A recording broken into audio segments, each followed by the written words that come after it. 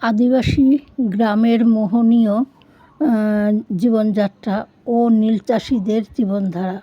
ইছামতি নদী পার হয়ে গ্রামে পৌঁছতেই দেয়ালে দেয়ালে সব মনীষীদের ছবি এবং ক খ গ ঘ অ আ সব আঁকা।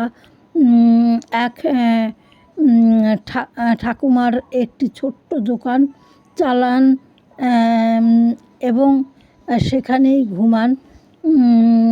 ইংরেজরা উড়িষ্যা থেকে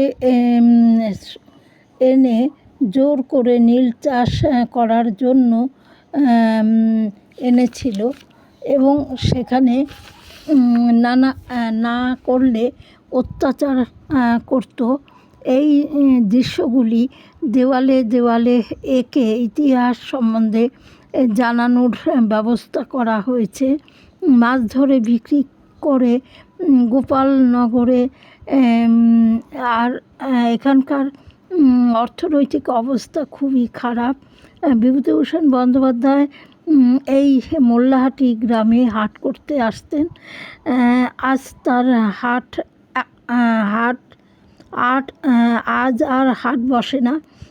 সেখানে দুর্গাপুজোর প্যান্ডেল করা হয়েছে। যেখানে ইংরেজদের অস্ত্রাগার ছিল সেখানে আর কি লাইব্রেরি করে নীল চাষিদের অত্যাচারের কাহিনী দেওয়ালে দেওয়ালে অঙ্কিত করে রেখেছে।